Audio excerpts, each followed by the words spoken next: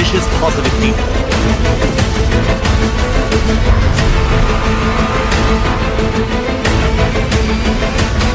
Creamy.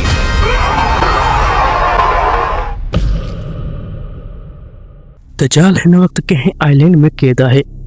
उहे चंद माण्हू जंहिं दज्जाल सां मुलाक़ात कई, उहे माण्हू हिन आइलैंड ते कीअं पहुता? छा अॼु बि कुझु माण्हू दज्जाल सां राब्ते में आहिनि? इहो ख़ौफ़नाक आइलैंड किथे आहे? अॼु गूगल मैप ते बि ही आइलैंड नज़र छो नथो अचे? असां हिन वीडियो में हिननि सवालनि जा जवाब ॾींदासीं। दज्जाल उहो फितनो आहे जंहिं जे बारे में हज़रत आदम अलैहिस्सलाम खां हज़रत मुहम्मद सल्लल्लाहु अलैहि वसल्लम ताईं सभिनी पैगंबरनि पंहिंजी उम्मतुनि खे आगाह कयो। हीउ क़यामत ताईं सभ खां बदतरीन फितनो करार ॾिनो वियो आहे। दज्जाल शैतानी ताक़तुनि जो हामिल हूंदो आहे, दुनिया जी ताक़तुनि सां मालामाल हूंदो आहे ऐं उन्हनि जे ज़रिए दुनिया में तबाही मचाए छॾींदो। दज्जाल हिन वक़्तु किथे आहे ऐं कंहिं हालत में आहे?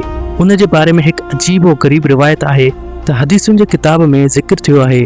हज़रत फातिमा बिन्त कैस खां रिवायत आहे त हिकु दफ़े रसूलुल्लाह सल्लल्लाहु अलैहि वसल्लम नमाज़ खां पोइ मिंबर ते आया ऐं फरमायो त तमीम दारी पहिरियों नसरानी माण्हू हो, उहो आयो ऐं मुस्लमान थी वियो ऐं मूंसां हिकु किस्सो बयानु कयईं, जंहिं सां तोखे मुंहिंजे उन किस्से जे बयान जी तस्दीक थी वेंदी जेका मूं कॾहिं दज्जाल जे बारे में तव्हां जे साम्हूं ज़िक्र कयो हो। तमीमदारी ॿुधायो त हू हिकु वॾे ॿेड़े में सवार थिया जंहिं सां समुंड में सफ़र कयो वेंदो आहे ऐं उन सां गॾु कबीला लुखम ऐं जुज़ाम जा 30 माण्हू ॿिया बि हुआ। समुंड जो तूफ़ान 1 महीने ताईं उन्हनि खे तंग कंदो रहियो। आख़िरकार सामुंडी सफ़र दौरान ओलह जे तरफ़ हिकु आइलैंड ते उन्हनि जी नज़र पई, जंहिं खे ॾिसी उहे ॾाढो ख़ुशि थिया ऐं नंढी ॿेड़ीअ में वेही उन आइलैंड ते अची लथा। जॾहिं उहे उन आइलैंड ते विया त उन्हनि खे जानवरनि जी शिकिल जी हिकु शइ नज़र आई, जंहिं जे सॼे जिस्म ते वार ई वार हुआ।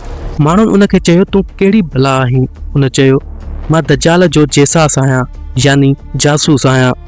हुन तरफ़ हलो, उते हिकु शख़्स आहे जंहिं खे तव्हांजो घणो इंतज़ारु आहे। असां आस्ते आस्ते उते हिकु गिरजा घर में पहुतासीं त उते असां हिकु वॾो वज़नी शख़्स ॾिठो। उन खां पहिरीं असां कॾहिं बि को शख़्स न ॾिठो हो। उन जा हथ मुंहं खां वठी ऐं उन जा पेर गोॾनि ताईं मज़बूत लोह जी ज़ंजीरुनि सां ॿधल हुआ। असां उन खे चयो, तूं केरु आहीं?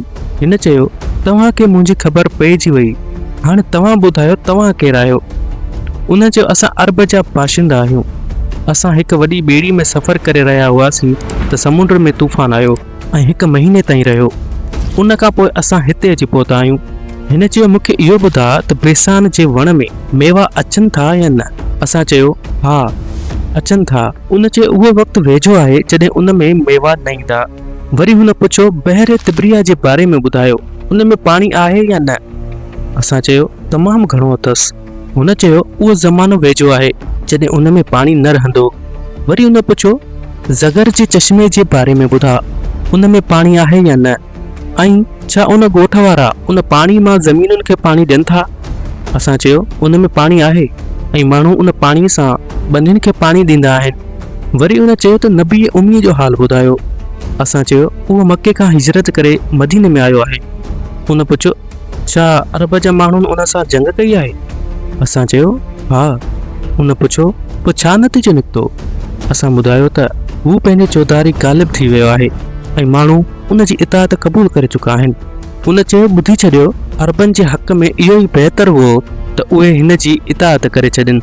ऐं हाणे मां तव्हांखे पंहिंजे बारे में ॿुधायां थो। मां मसीह दज्जाल आहियां ऐं उहो वक़्तु वेझो आहे जॾहिं मूंखे हितां ॿाहिरि निकिरण जी इजाज़त मिली वेंदी। मां ॿाहिरि निकिरी सॼी ज़मीन ते घुमंदुसि। 40 ॾींहंनि जे अंदरि को ॻोठु अहिड़ो न रहंदो जंहिं में मां दाख़िल न थींदुसि, सवाइ मक्का ऐं मदीना जे। उन्हनि ॿिन्ही जॻहियुनि में मुंहिंजो दाख़िल थियणु मना आहे। नबी सल्लल्लाहु अलैहि वसल्लम पंहिंजो असा मुबारक मिंबर ते हणी फरमायो त हीअ तयबा आहे। मां तव्हांखे इहो ॿुधाईंदो रहंदो हुउसि, ॼाणे छॾियो त दज्जाल न शाम जे समुंड में आहे न ई यमन जे समुंड में, पर हू ओभर में आहे।